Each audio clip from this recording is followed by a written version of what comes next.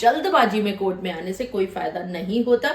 अगर आपके साथ वाकई में कुछ भी गलत नहीं हुआ है और आप सिर्फ प्रतिशोध की भावना में, आप सिर्फ बदले की भावना में कोई भी केस लेकर के आप अगर पहुंच रहे हैं, तो आज नहीं तो कल आप मुंह के बल गिरने वाले हैं।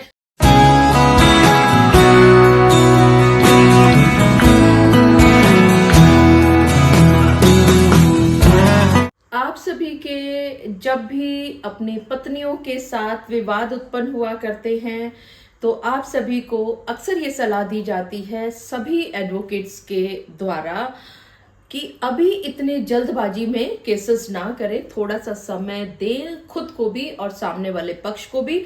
हो सकता है कि कोई एक ऐसी परिस्थिति, एक ऐसी स्थिति आ जाए जिसमें आप दोनों का समझौता हो सकता है, लेकिन अगर आप जल्दबाजी करेंगे तो अब आपके जो संभावना थी आपस में बातचीत करके केस को सुलझाने की, खत्म होने की, वो खत्म होती हुई नजर आती है। लेकिन हमने अपनी प्रैक्टिकल लाइफ में अक्सर ये देखा है कि आप लोग बहुत ज्यादा जल्दी किया करते हैं। आप कहते हैं कि एविडेंस हो या ना हो, एविडेंस अगर है तो भी ठीक है, अगर नहीं है तो भी ठीक है, लेकिन आप जल्दी से जल्दी केस करें। अगर आप लड़की हैं तो आप कहती हैं जल्दी से जल्दी 498A इत्यादि का FIR लॉन्च करें ताकि उनके ऊपर दबाव आ सके और आप अपनी मनमाफिक बाद में जब भी आपकी रिलेशंस जब अगर नहीं कंटिन्यू हो पा रहे हैं और आप म्यूचुअल कंसेंट की तरफ जा रहे हैं, तो एक अच्छी मोटी रकम आप वसूल सके। उसी तरह से अगर आप लड़के हैं तो आप ये कहते हैं कि क्योंकि आपके पास बचाव के लिए और कुछ नहीं है, तो जल्दी से जल्दी सेक्शन 9 का केस कर दीजिए और फिर उसके बाद केसों की भरमार शुरू हो जाती है दोनों तरफ से। आपको रुकना होगा, समझना होगा, समझना होगा और इस बात पर पुनः विचार विमर्श करना होगा कि क्या जल्दबाजी करना जरूरी है। जी हाँ, आप सभी ने बिल्कुल ठीक समझा। ठीक इसी तरह का एक केस जिसमें पहले तलाक दे दिया जाता है निचली कोर्ट से, लेकिन बाद में सेशन कोर्ट उस फैसले को बदल देती है। आज की इस वीडियो में चलिए इसी बात पर चर्चा करते हैं। मैं एडवोकेट मोहिनी मोना आप सभी का अपना स्वागत करती हूं और आप सभी देख रहे हैं आप सभी का पसंदीदा चैनल मोहिनी मोना एडवोकेट। अगर आपने मेरे इस चैनल को अभी तक सब्सक्राइब ना किया हो या मेरे इस चैनल के लिए नए हैं तो इसको जल्दी से जल्दी सब्सक्राइब कर दीजिएगा ताकि आपको इसी तरह के लीगल इंफॉर्मेटिव वीडियोस की नोटिफिकेशन सबसे पहले मिल सके। अब देखिए होता क्या है कि एक जोड़ा है, पति और पत्नी, इनकी शादी होती है सन 1998 यानी 1998 में इन दोनों के बीच में शादी होती है और इनके इस शादी से 3 बच्चे भी पैदा हो चुके हैं। लेकिन ये पति महोदय अपनी तरफ से तलाक लेने के लिए कोर्ट में पहुंच जाते हैं और ये कहते हैं कि इनकी पत्नी का मानसिक अत्याचार है, इनके साथ बहुत ज्यादा डिजर्शन भी है और ये और वो और बहुत सारी चीजें लांछन लगाते हुए ये कोर्ट में पहुंच करके और तलाक का केस दायर कर देते हैं। जवाब आता है या जो कुछ भी होता है, पूरी कोर्ट प्रोसीडिंग्स चलती रहती हैं, पूरा ट्रायल चलता है और करीबन 20 साल के बाद यानी 2018 में फैसला आता है फैमिली कोर्ट से और ये तलाक पति के फेवर में कर दिया जाता है। यहाँ पति महोदय बहुत खुश होते हैं और ये सुनकर के आप भी बहुत खुश हो रहे होंगे कि ठीक है, कोई बात नहीं, चाहे समय लगा लेकिन तलाक उनको मिल ही गया। जो भी उन्होंने एलिगेशंस लगाए थे वो उस एलिगेशंस को प्रूफ करने में समय जरूर लगा, लेकिन फैसला हो गया। यही आप सबसे बड़ी गड़बड़ करते हैं। मैं अक्सर वीडियोस में यही बताया करती हूं कि mediation is the best solution.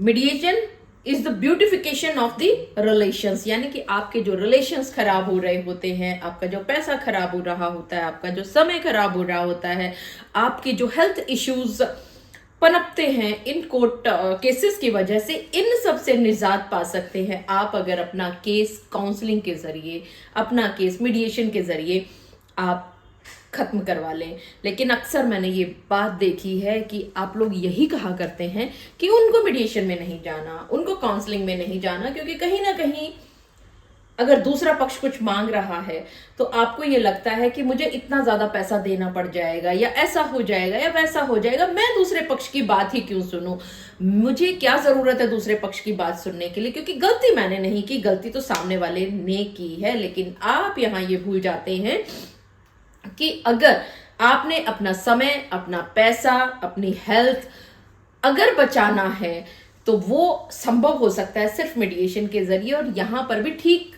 इसी तरह की बात होती है।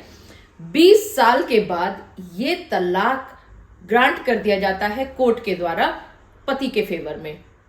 लेकिन ये पत्नी पहुंच जाती हैं सेशन कोर्ट में, और सेशन कोर्ट में ये कहती हैं कि निचली कोर्ट ने इस फैसले तक पहुंचने में बहुत गलत किया है।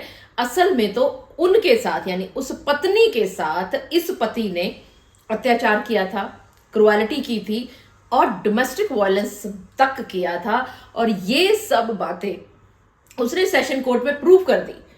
और आपको मालूम है कि सेशन कोर्ट ने निचली कोर्ट के फैसले को पलट करके रख दिया और वो जो तलाक हुआ था उस तलाक को खत्म कर दिया। लेकिन क्या आपको पता है कि अभी बात खत्म नहीं हुई है।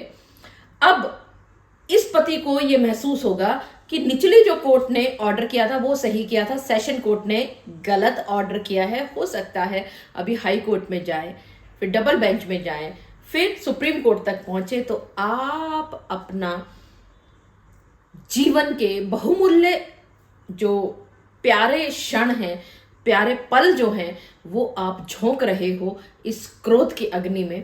आपको अपने आप को बचाना है तो आपको इन सब बातों पर पुनर्विचार करना होगा कि आप किस दिशा में जा रहे हैं। मुझे पूरा विश्वास है कि आप सभी को मेरे आज के इस वीडियो के माध्यम से एक बात भली भांति पता चल गई होगी कि जल्दबाजी में कोर्ट में आने से कोई फायदा नहीं होता। अगर आपके साथ वाकई में कुछ भी गलत नहीं हुआ है और आपसे प्रतिशोध की भावना में, आपसे बदले की भावना में कोई भी केस लेकर के आप अगर पहुंच रहे हैं, तो आज नहीं तो कल आप मुंह के बल गिरने वाले हैं और फायदा इसके अंदर कुछ भी नहीं होगा।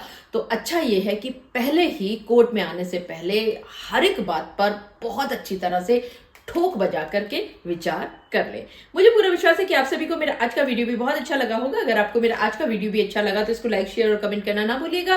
और हाँ, अगर आप मेरे इस चैनल के लिए नए हैं तो इसको जल्दी से जल्दी सब्सक्राइब कर दीजिएगा ताकि आपको इसी तरह के लीगल इन्फॉर्मेटिव वीडियोस की नोटिफिकेशन सबसे पहले मिल सके। अपना और अपने परिवार का बहुत अच्छी तरह से ध्यान रखिएगा। Thank you, take care, bye bye.